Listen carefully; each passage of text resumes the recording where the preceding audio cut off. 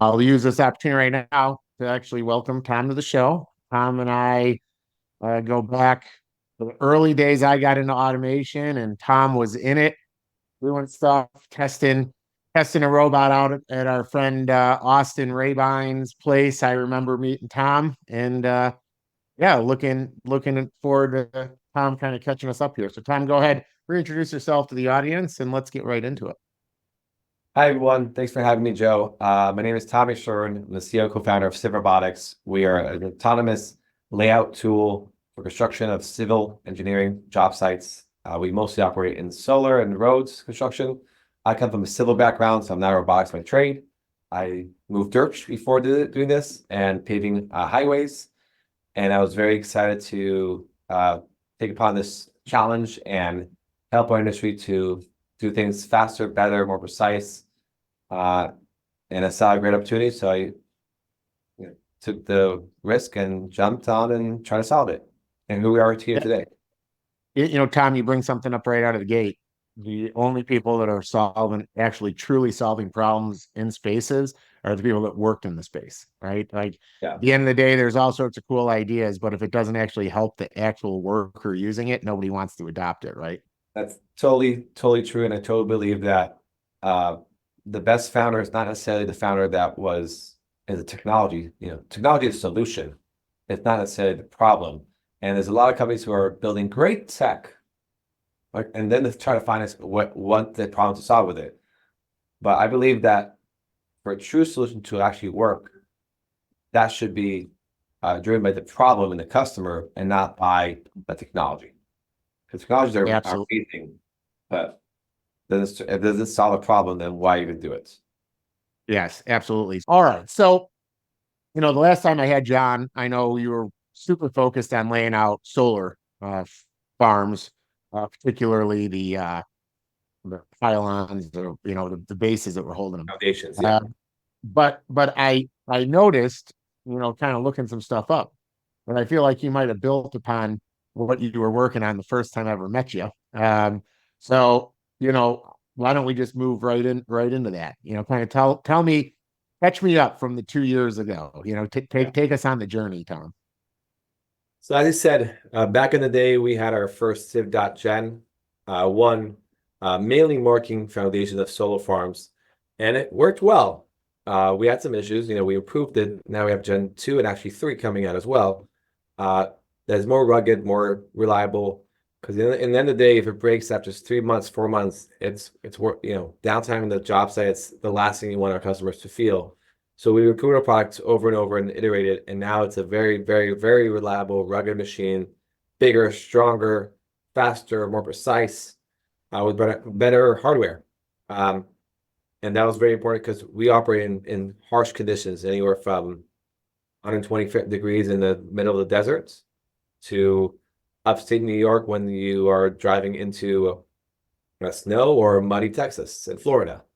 So our machines are able to work in all these terrains, and that's why it's super important to be really, really rugged and durable.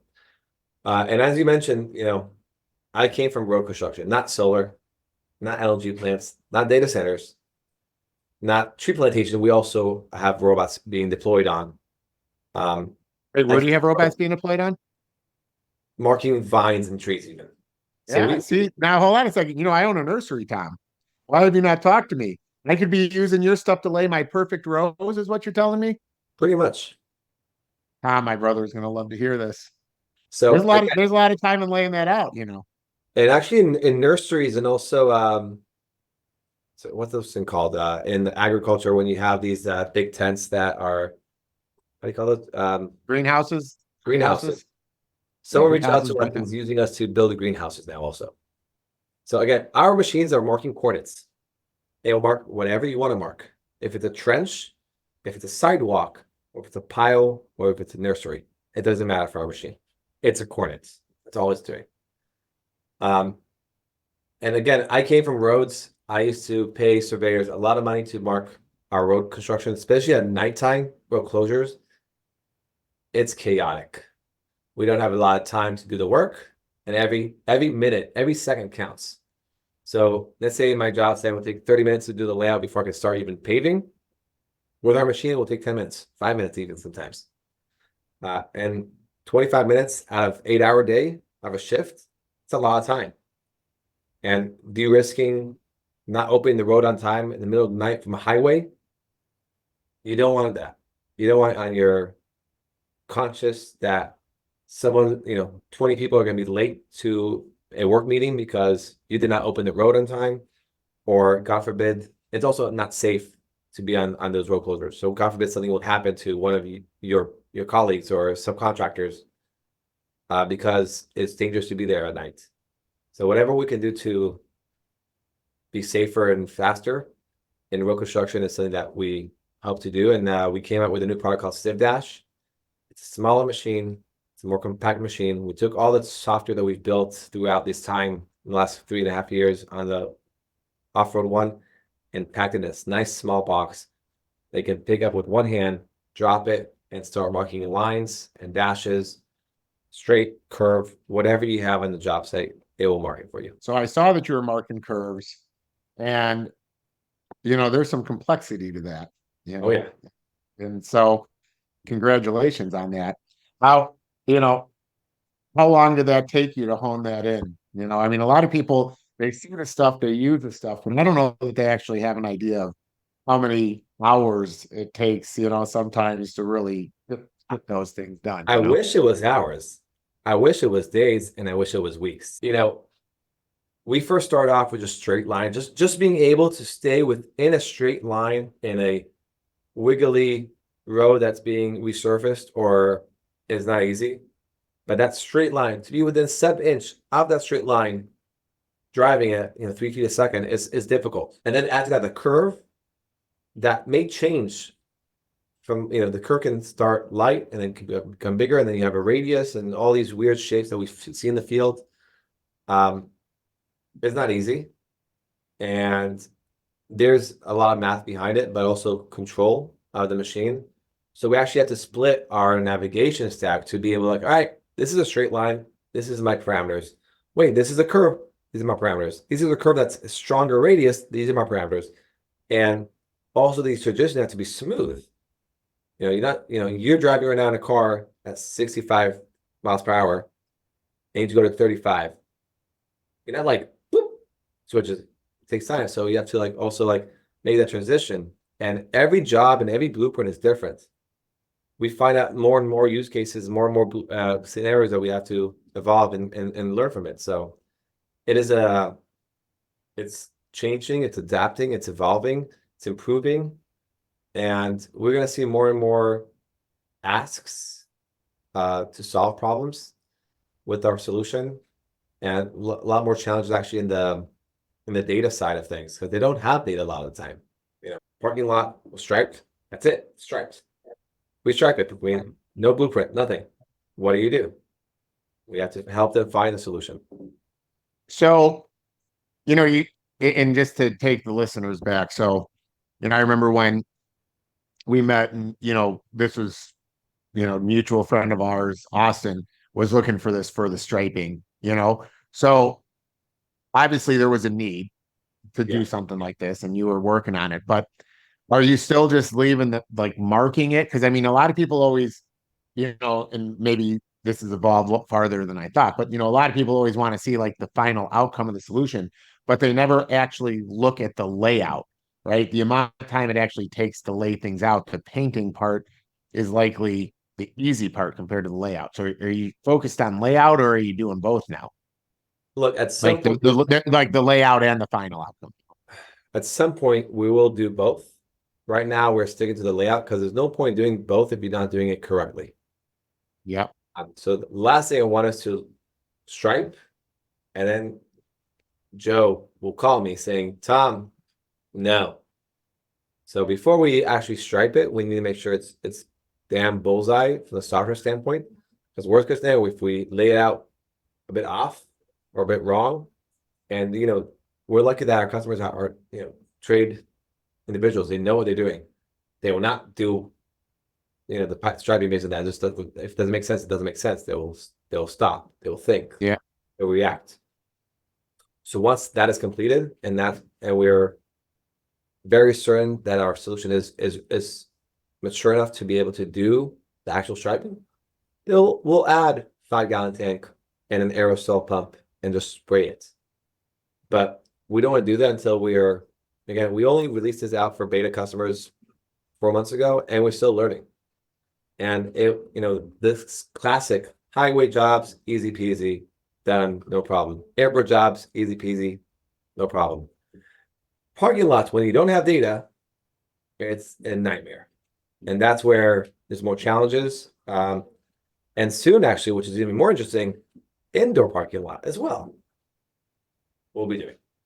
Yeah. So, okay. So now let's break that down a little bit. So, first of all, to be clear for the people listening, when you mean data, you're actually meaning like a CAD drawing of the parking lot. So you already know, right? Because I'm assuming if they have the CAD drawing, you download that data, the robot takes it, finds its points, coordinates, and goes. Correct. But if they don't have that in the first place and they've just been relying on painting over what was already there, kind of measuring out, laying it out, they need that. So how how do you address that? Because I want to make sure people didn't think it was data as in cellular data or Yeah. RTK data. So there's a few ways to address that. We're lucky that we're not the only surveying tool out there. So realistically, what we do recommend people to do is literally just take a handheld receiver, because measuring is a lot easier than marking. Like, you can measure with our robot as well, but it just takes more time. And literally just measure the end of the line and beginning of the line, and maybe one in the middle, just so we could see it. And then we take that data on a satellite, and we can create the mission, boom, boom, like just press lines and you have it. That's one way of doing it. On a smaller job, I'll just do that, to be honest. And if the striping is still visually good on, let's say, Google Maps, there's third-party software that for $50, you get that map in a CAD model. Now, we have the geospatial technology to shift it, because the maps that we have on Google Maps are not within sub-inch. So, but the whole is correct. So, like, if everything is shifted by, let's say, 4 inches this direction, we'll bring it to the real world in the right place just by putting our robot above one point that we are known, and that's it. We're done. So again, if there's nothing there and the maps online are terrible, measure manually once and you have that file forever.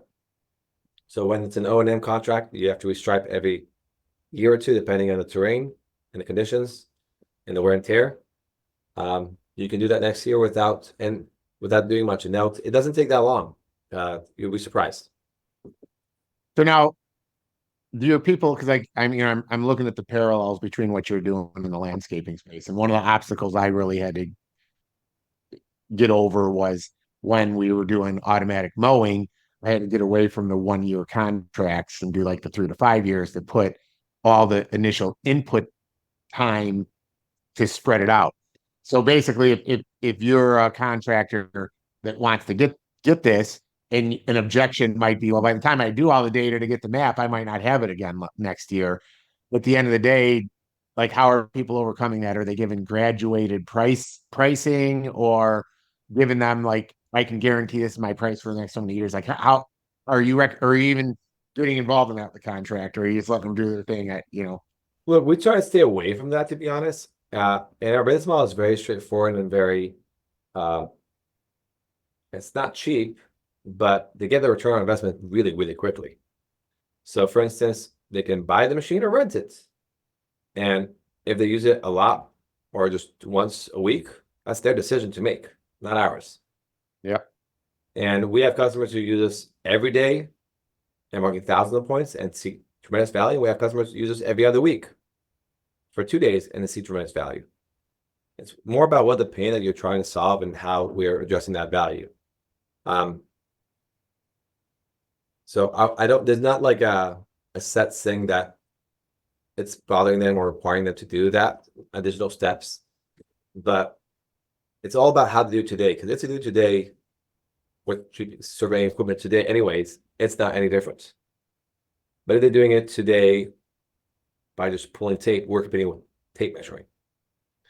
And if they're doing it today with 3 people, 4 people, then we're solving the problem of 4 people versus 1 robot. one person. Well, and understanding my question, so I can make the people listening understand it. One of the objections, like you said, we're not cheap, but in comparison to the alternative, you're very economical, right? So what I find when people buy equipment are okay, and I don't know how much your equipment costs, but I'm gonna use it just a rough number, and you can throw it in if you want, but let's say it's 100 grand. Okay. And if the life expectancy of that piece is going to be 10 years, because this is easy math. Okay. It's $10,000 a year. Okay. $10,000 a year. If if that is what an employee does, a typical employee is 60 to 80,000 a year in benefits. So yes, it is an instant savings. But what the problem is, people hear 100 grand and they don't actually spread it out. They don't depreciate the asset. They just look at the upfront capital expense.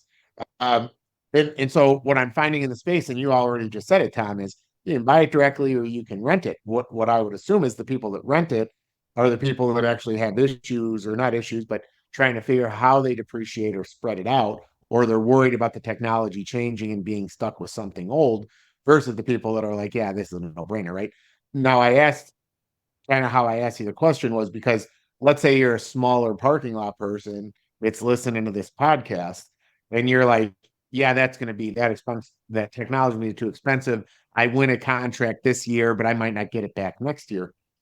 My point, and then Tom, you can expand on this, is even if you lose a contract, once you have that data, you can come back.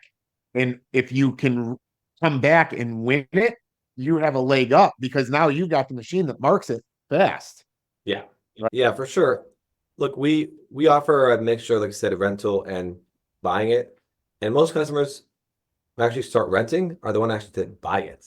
Because they rent it and like, oh shit, I should get two more. We actually did training. During training, we got a call from the company saying we want another one. And this time we're gonna buy it. I'm like, that's golden. Now, like you said, having that data, having that asset already will allow the contract to take that next job, that's the next year job, or the restriping. Again, can be more competitive because he already has the assets, he already has the data, and he knows he can just like press start and be done. Yeah. So that's Well, it. and they're more consistent. Correct. It's repetitive. Consistency is what retains customers, right? And Like, and and Joe, actually what I found to be very interesting is that once they have our technology, they like to show it off. They like to show it to the owner, the asset. Look, I'm using robotics to be really precise. And they want to be also involved. They want to get on their LinkedIn and post, oh, look at our robot marking our airport, um, or parking lot. It's really fun to see how the ecosystem around helps, technology is helping them from a marketing standpoint as well, and just a relationship standpoint, and then they might not even have to bid because they just already got the job. well, I think you know, fortunately and unfortunately, in the world of automation, people are always like, I'll automate if it saves me money, but they miss out on some of the marketing components. I mean, to me, as a guy that buys automation myself, it shows that I plan on being around for the next 5 to 10 years. If I'm going to buy a piece of equipment that I'm going to depreciate out, you can pretty much tell the companies that are not going anywhere because they're updating their fleets and they're updating technology and they're getting the things that want to attract the new age of worker, the new workforce, the new generation. Um, this whole mentality and mindset of we don't need it. We can measure, when there's 7 people leaving the trades for only one person coming in. Technology maybe gets us back to 3 or 4 people in for every 7 because they see that's the company that invests in my future.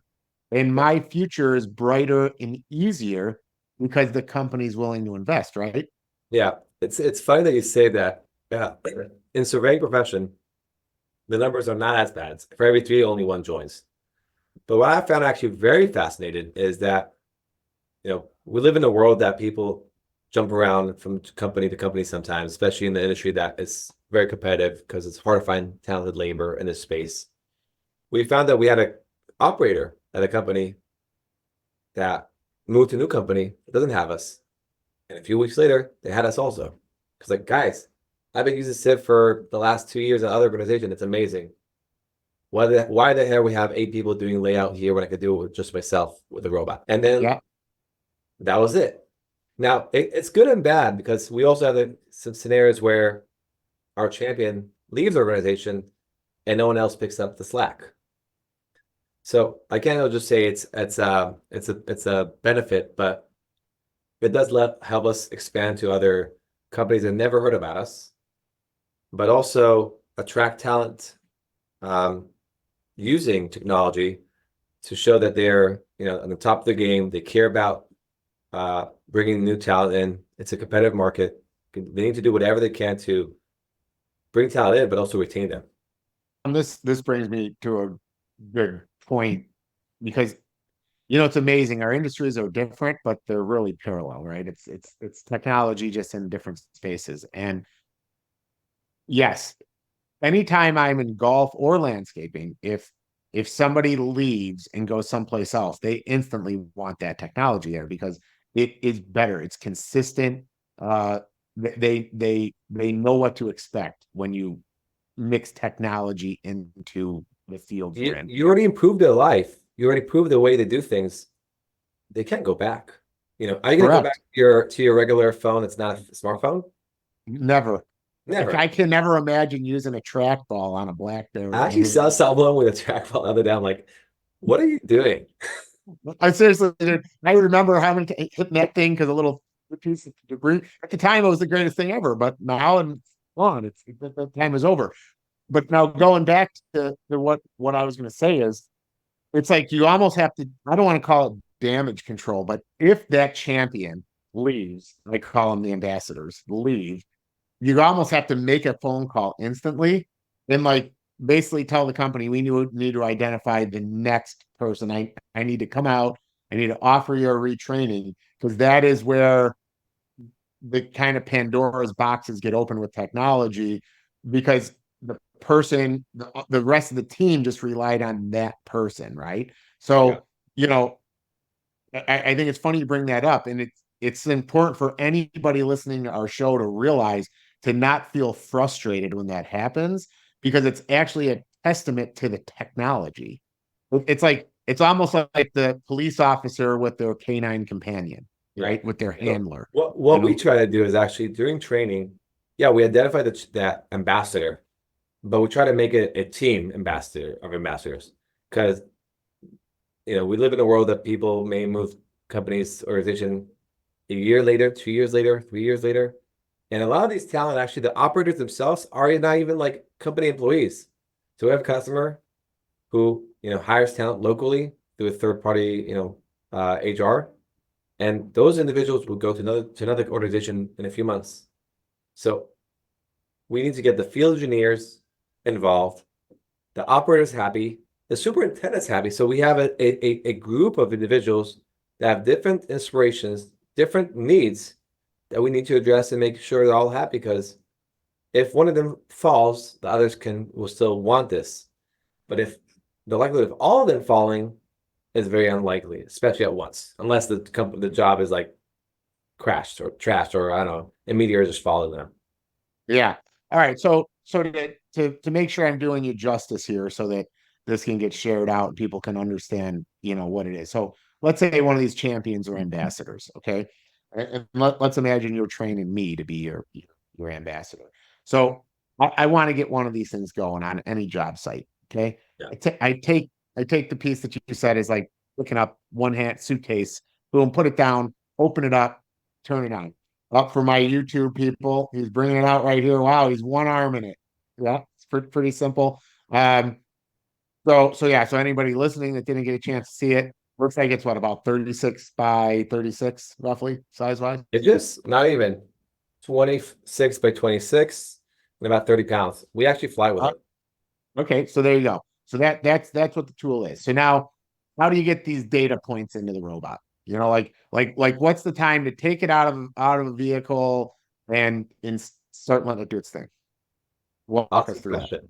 So what I like to say You get to your job site, you take it out from your truck, put it on the floor, you turn it on. At that time, you take your tablet, upload your CAD drawing, select the area you want to mark. Let's say I have a huge area of land of a parking lot. I only want to mark this section. You do a polygon around that area, select mark. You can exclude that area or just do that area. At that point, the file is ready. The robot's turned on. It takes about 2 minutes to turn to everything to power on and all the sensors. And all you have to do is press start. Follow the machine, and we'll do the layouts. And as it gets close to finishing the spray can, depending on your spacing and line work, which is about a quarter mile of line you can do with our machine without swapping, it will tell you when it's running out of paint. Just change it up and continue. Most customers use our Civ Dash to do dash lines. They don't need to mark the whole thing. It just wastes of paint. So they might do like intervals of like 1 foot marking, 2 feet no, or 3 feet marking, 5 feet no. And it marks it for them. It stops when it's over. It's out of paint. You swap the paint. There's actually room for 2 more spray cans on it to carry. Then you press resume and it continues. It's pretty intuitive that way. So from getting out of your truck to press start, 3 minutes, give or take. Probably takes longer to shake the damn paint can when you put it in than it does to do half the work it's doing. As everything is booting up, you can shake it as well. You need to put a little like shaker on there, you know? So it's just Actually when it drives, it is shaking it a bit. So it does. Yeah, right, well, there you go. Yeah, because I mean, I was thinking if you haven't, I mean, that's the worst part of a spray can is shaking the damn thing, you know. Okay, so now to get back real again. So how does it know it's running out of paint? Do you have some sort of weight sensor? Like, because I mean, somehow, or is it a timed thing? You got it. The ladder. You might use one spray can. I might use another one, and the third contractor might use a fourth one. We don't know. We don't care. What we do is you use a spray can of your choice. You put it in, and it's fresh. You press start. You run the mission. When it's out, for the first time, you say replace. We measured that time of spraying, how much we turned on. We take a small safety cushion, let's say 10%. And when it gets to 10%, next time it will alert you. So all you have to do is one spray can, empty it out through the system, save that number, it saves automatically. Just say replacing, and we're done. Another way you can do it if you want to is literally just leave it in front of you, mark one line continuously as long as you want, or just spray it with your hand, and then just take that figure, that number, that time. That's all. That's the only thing we need.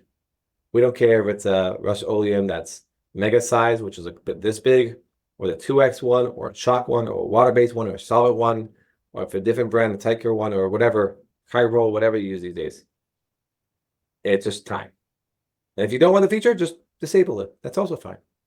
So I know we're splitting pennies here, but the fact that it's always positioned straight up and down, are people getting more use out of the paint can because it's always in the position it's supposed to be? You know, elaborate on that a little too. The way we position the spray can where at the drive it shakes, it usually we get to when we say 90%, it's usually around 85.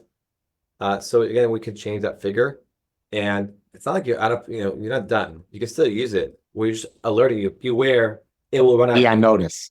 Yeah, you're on notice. You're on notice, so you can still let it run.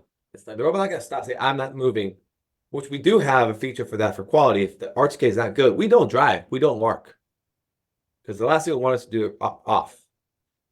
So the paint is not gonna stop you, but it'll alert you. Look, you're at 10%. You're 5. It will probably stop in the last 20 seconds or 30 seconds. If you're okay with that, that's fine with me. But it alerts you. It actually pauses the machine. At 5, it pauses the machine physically.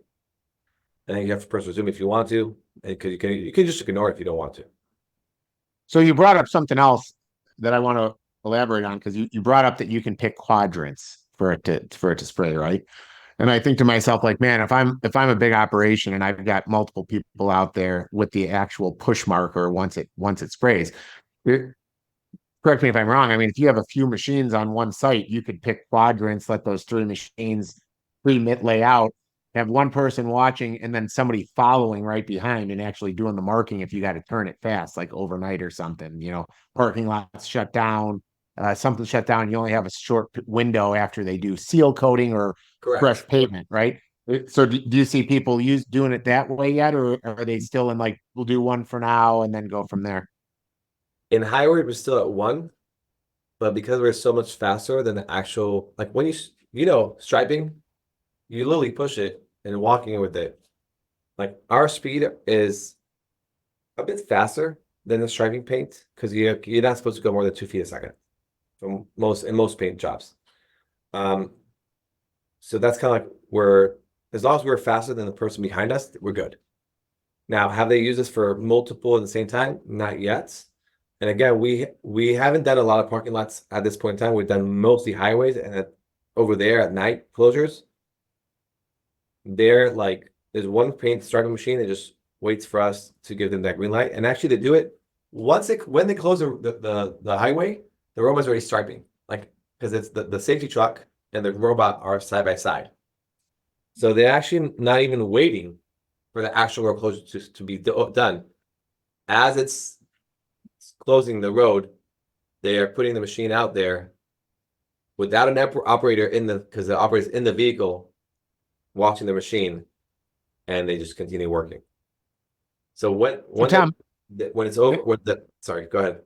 no, you go ahead. Yep, So I as they interrupted hit you. the cones, it's already striking. Amazing. So I want to make sure that I'm not missing here. I mean, because I'm sure you can lay out all sorts of things, not only just lines for striping. I mean, so is that truly what you're only laying out, or are you doing other things too? Like, are you marking the edge of the roadway? Are you marking where the shoulder starts and ends? Like what Yeah. what are other things that you're doing with this? Because I'm sure the uses are infinite. Curb and gutter, drainage, guardrails,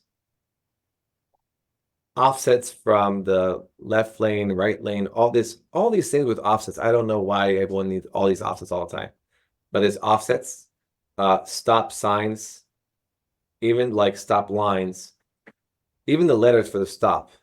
They ask to do like the T, top of the T, because then they put the stencil over it, and then it's good for them. Oh, yeah, that makes total sense. Yeah, because then Yeah. everything lines up off that. Yeah. So as long as you have that T, put the stencil over it, you're done. So yeah, it's like your square point. It's like Yeah. squares it off. Yeah. For that, they actually they will physically measure 4 points or one of the S and one of the bottom P and use that way. I'm like, just give me that. I'll just do that one line for the T. You're done. So that's for the Civ Dash.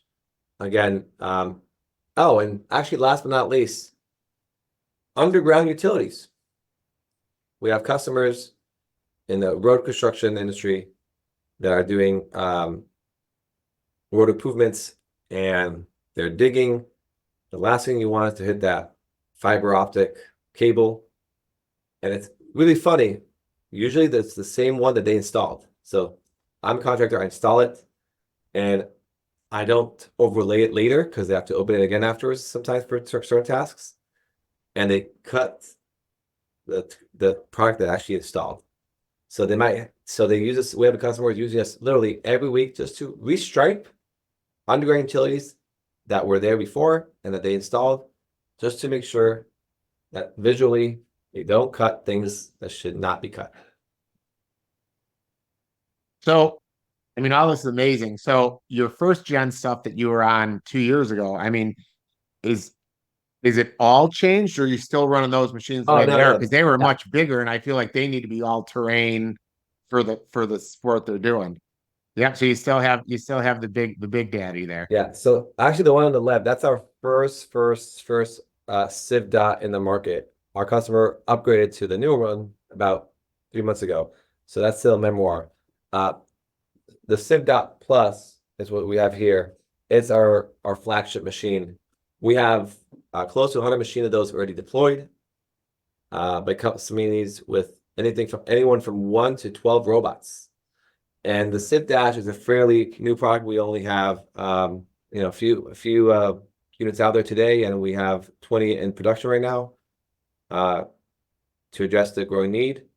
And I do hope that in 2 years from now, when we meet again, Joe, we'll have over 100 of those already deployed in customers' hands, and hope to get closer to the thousands. The rugged one is still our flagship. It will be our flagship for the near future.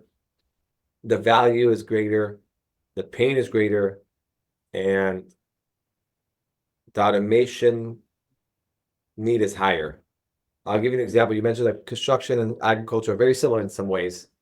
Though the value of accuracy, and you correct me if I'm wrong, doesn't matter if your mowing is the overlay is 1 inch or 2 inches, or if you might have missed 1 inch, would it matter in the bigger scope of the world? Probably not. Or if the tree is off by 1 inch to the left or to the north, probably not. But if a foundation of a solar array is off by 1 inch one direction, the other one is by the other direction, it's not compatible. You can't install the racking system. So the value and importance of accuracy is so much higher in construction, which is why surveying equipment is a lot more expensive in construction, and why we also on our satellites and our surveying equipment, they have all the constellations in the world because we need them. In ag, you might just need 1. 2 if you want to be on the safer side. So the value creation is higher, and the risk of doing things wrong is much higher, and that's why we can't afford that. That's why they But won't. Tom, I'm gonna add to something though, because I mean you're right. You're 100% right on that stuff. But the old way of ag, when it's a human being doing it, the human being just adjusts to the 2 inches or 1 inch or whatever. But now with automation, it's actually not. So the whole time we've been talking, I've been thinking.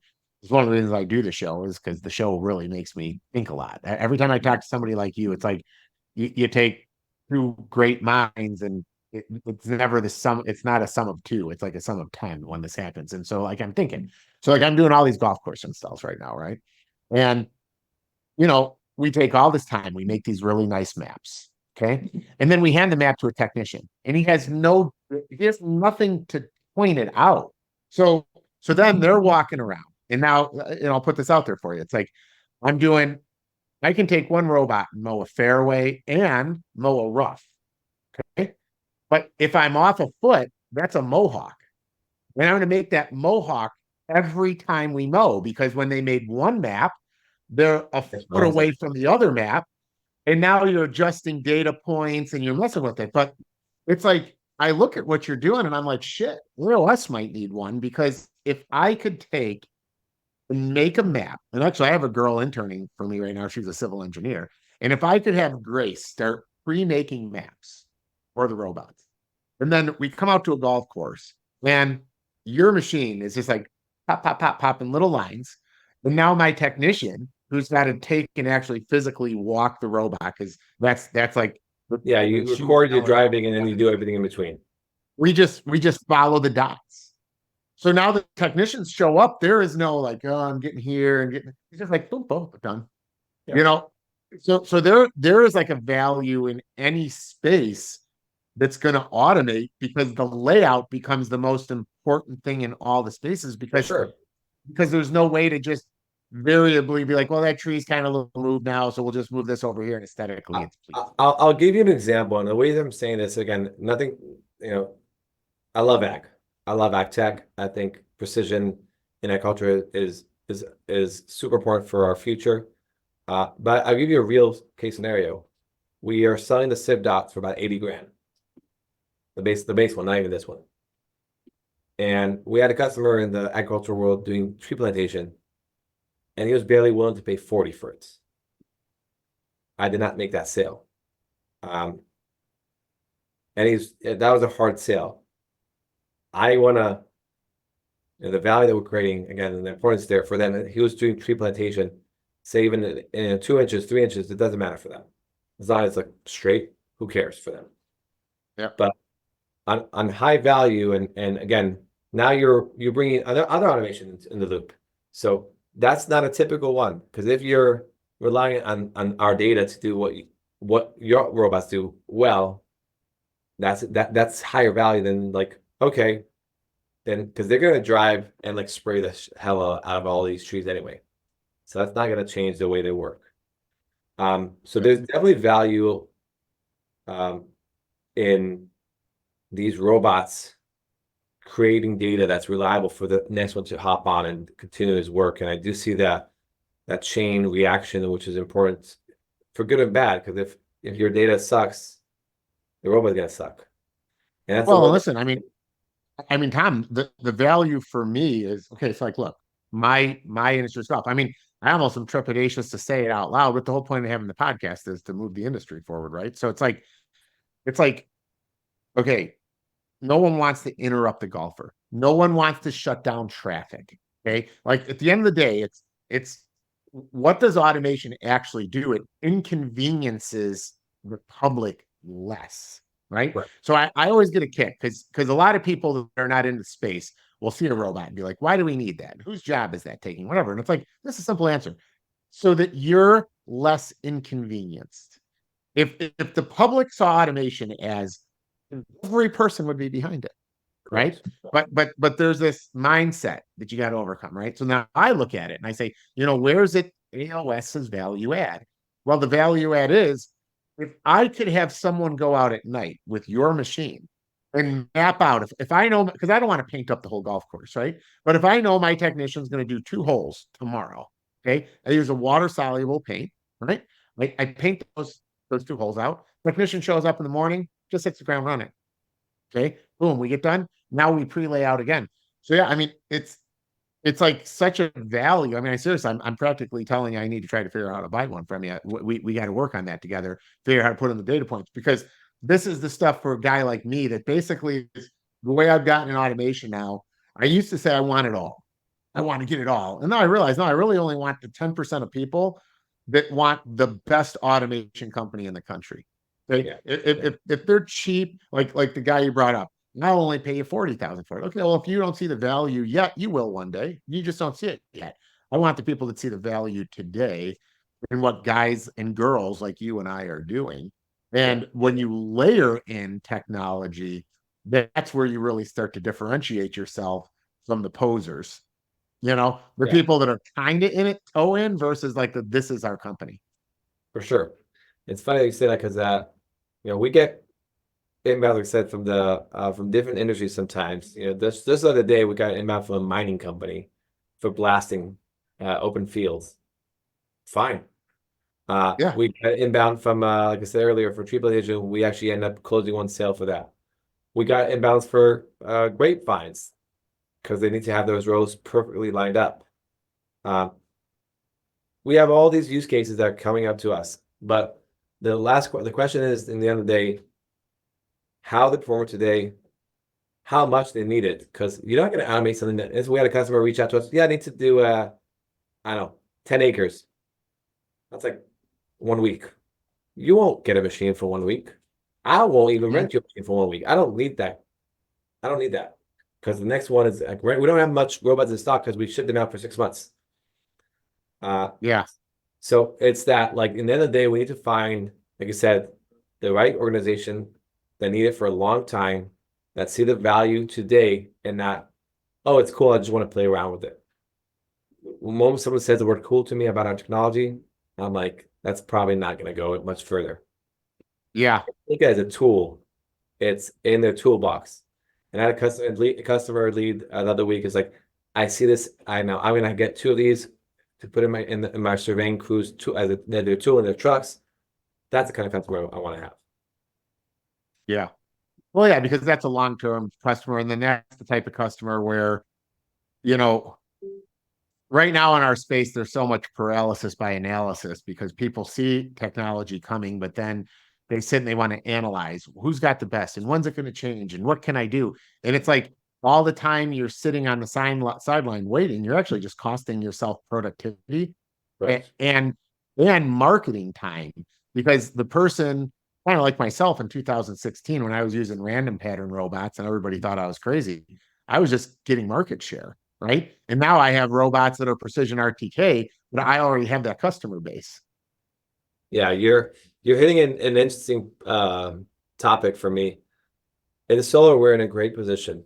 We have a lot of customers using us on a lot of job sites, and we have a amazing opportunity to upsell them a new machine, a new product in the future, maybe, because they trust us, and the door's open. Now, just our responsibility to meet the demand and to address their needs and give them a great solution.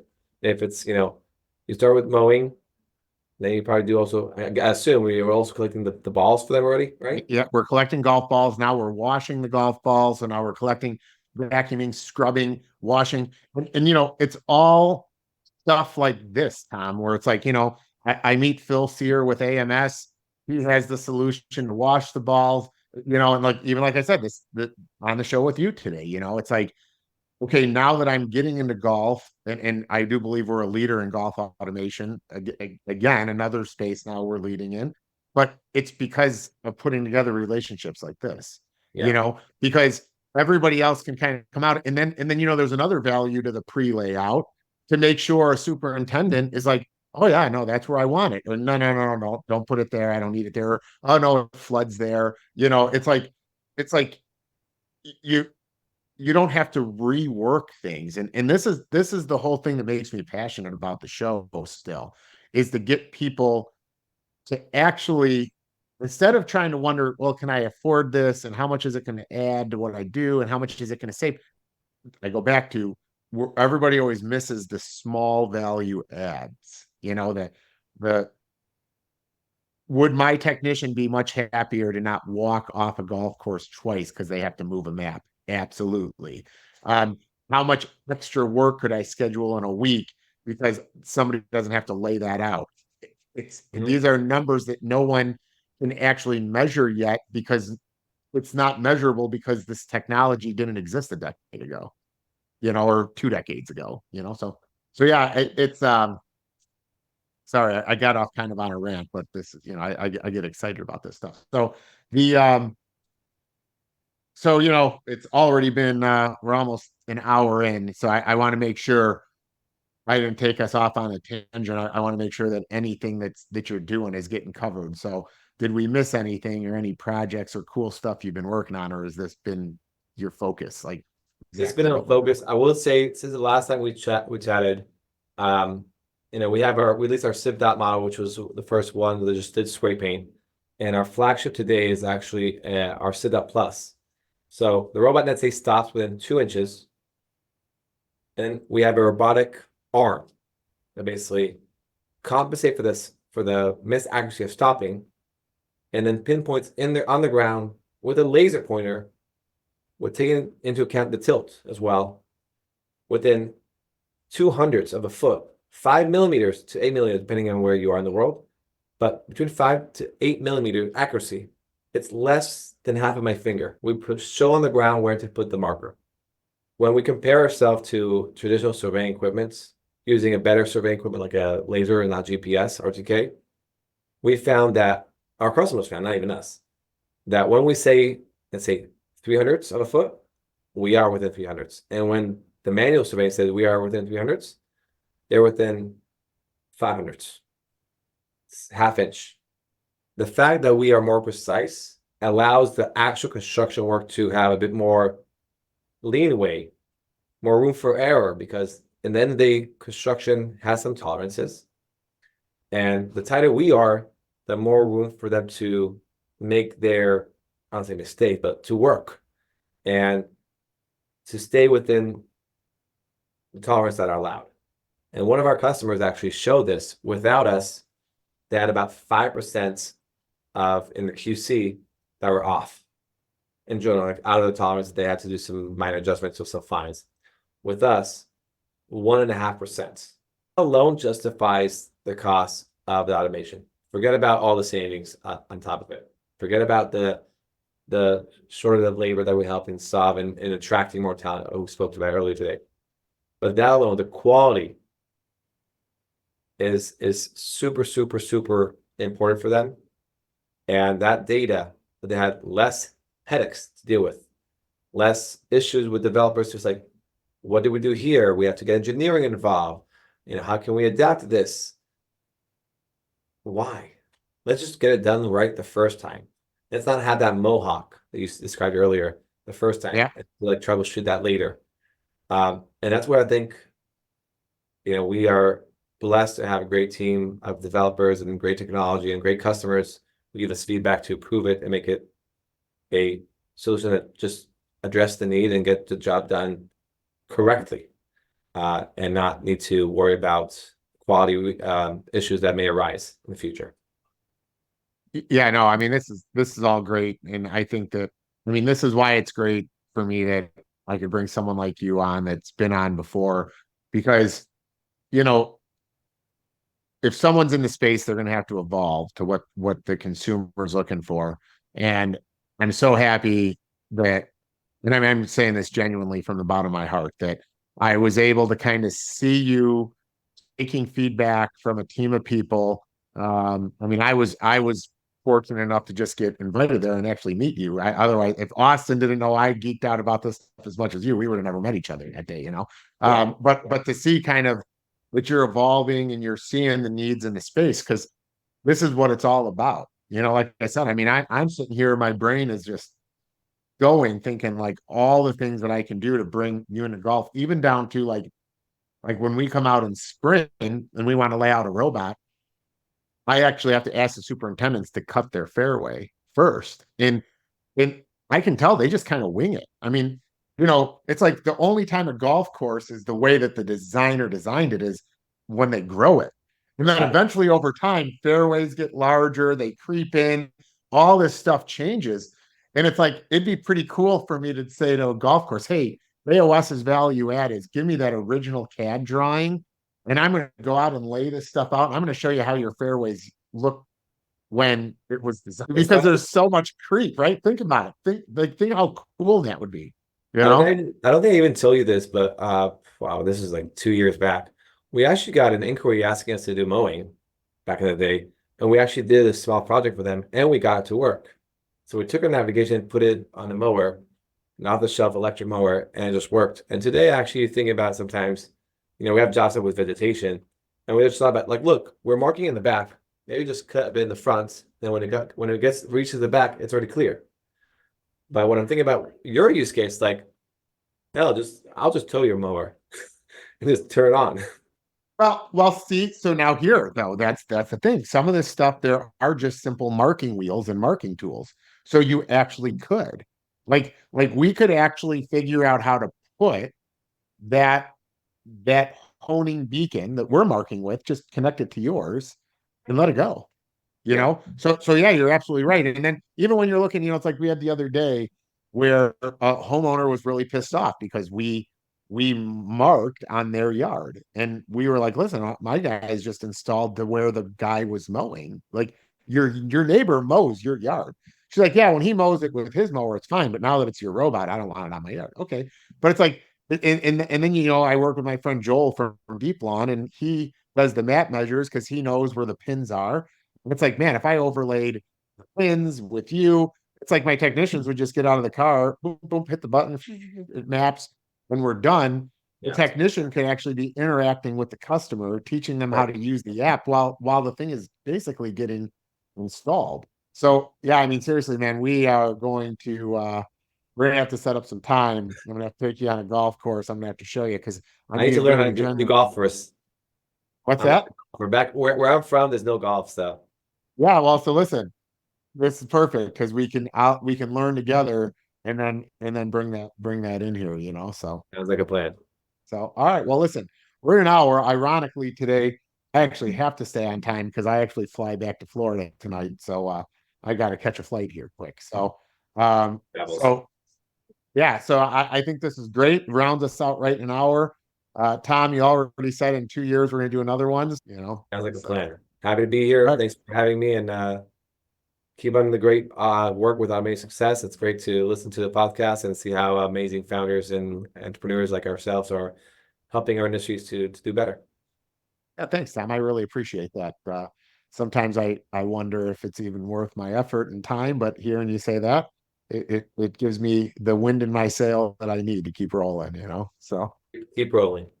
all right, cool. Thanks, Tom. All right, hang around here for 1 second. I'm going to stop the recording.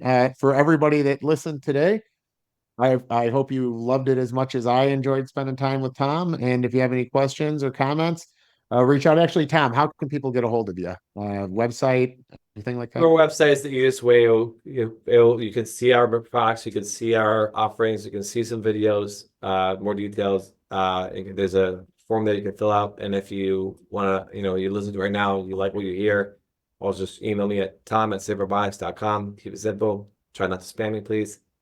Um, yeah. All right, very good. I don't think any of the listeners I have are that type of person, so that's great. So, anyways, hang tight, Tom. Everybody that tuned in today, thanks, and see you on the next one.